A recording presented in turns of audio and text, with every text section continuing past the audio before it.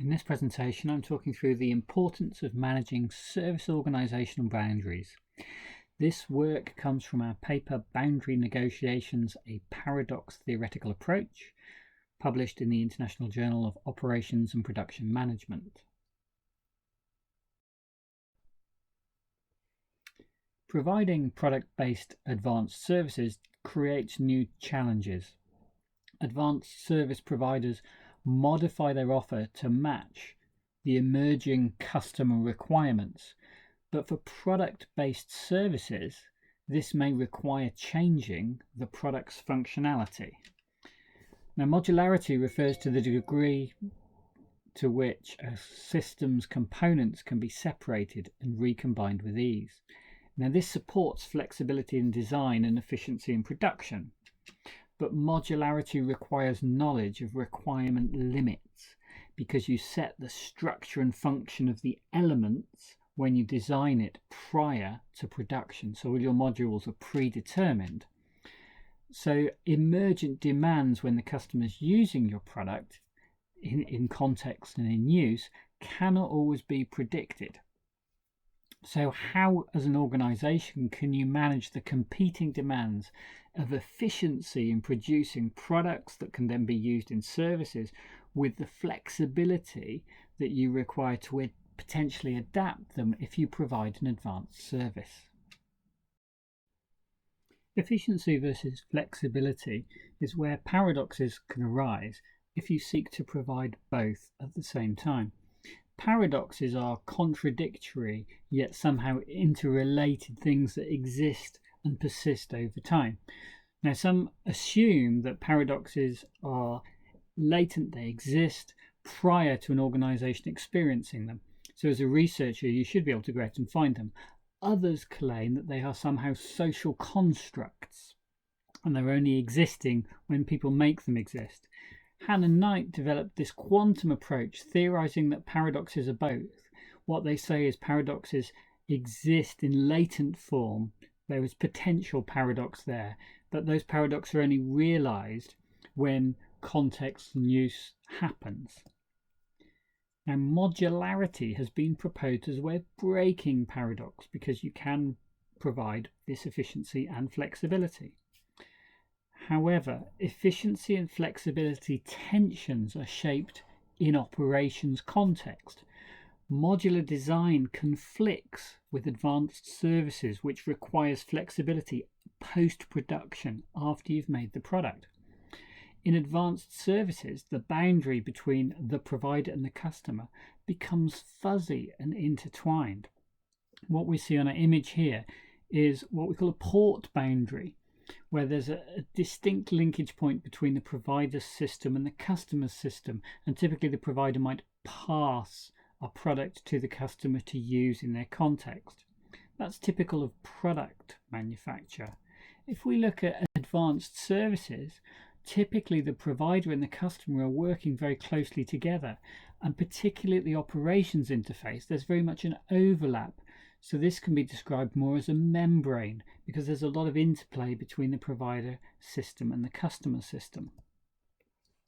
Now, variety will permeate the system because the customer will constantly ask for changes to be made, and therefore much care needs to be taken at this boundary because those decisions that might be made by the operations staff on the front line will have impacts on the efficiency and the flexibility of the whole system.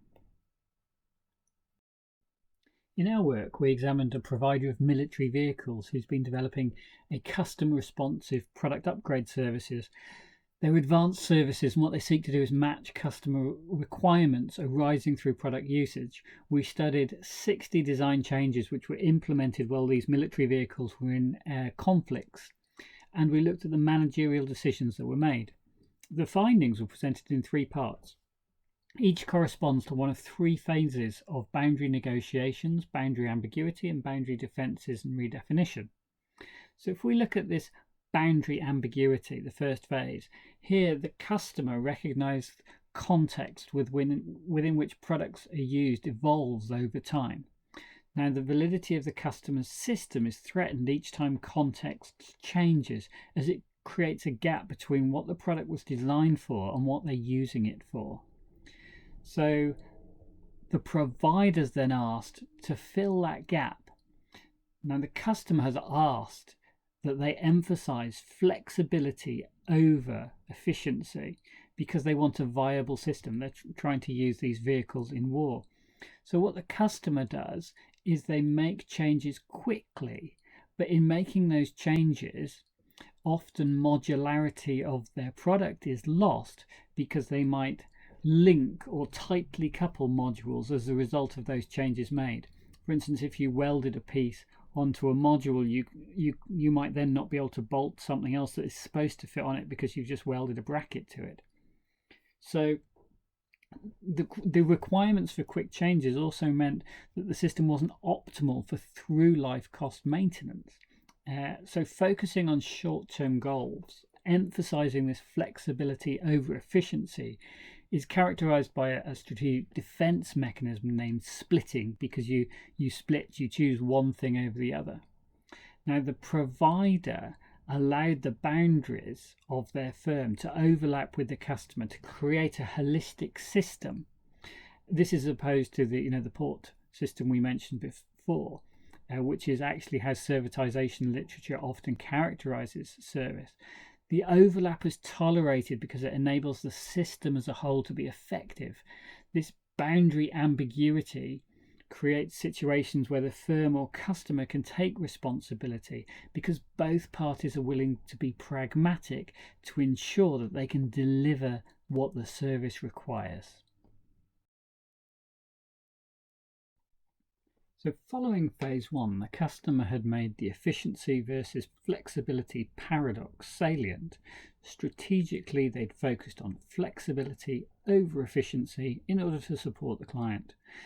The provider then focused on boundary defenses to support the short-term viability of their system. So we've moved from a strategic to an operational phase. Now here, the customer required the core platform of one of their vehicles to be modified. This allowed some architectural innovation. Previous product upgrades, for which a number had been delivered, were reintegrated in a modular fashion. Additional changes also allowed the provider to embed future planned flexibility based on some anticipated future needs. Negotiation was key. First, a high service cost reflects the premium price the customer pays for the product upgrade service. That price allows the provider to recoup some of the costs that were associated with accommodating all these emergent requirements. Second, the provider and the customer negotiate how long changes made will stay on the vehicle. Trials are required to ensure that it's safe and viable, that the product satisfies the requirement for a certain period of safe operation.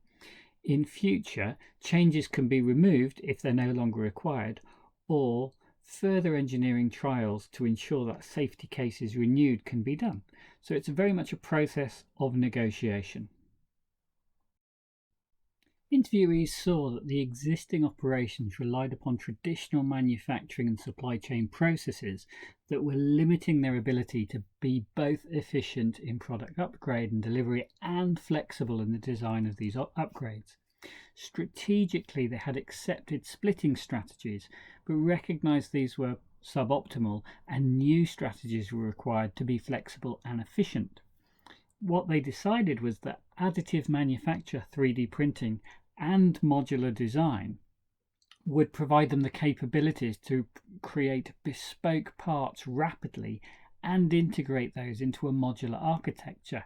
Together, these operational capabilities could resolve the paradoxes they faced. Our work leads to 3 propositions. The first is that the firm boundary and the management of both efficiency and flexibility are interdependent. The function of the interface between a provider and customer has implications for the ability to manage efficiency and flexibility. The second proposition is if tensions between efficiency and flexibility become salient and you're faced with a paradox, the provider and customer must negotiate the management of variety at the boundary of their systems. Boundary negotiation for the design of efficient and flexible modular systems contains three distinct phases: the boundary ambiguity, the boundary defense, and the boundary alignment. Third proposition: the scientific approach to modular design is not suited for the management of both efficiency and flexibility in high variety advanced services.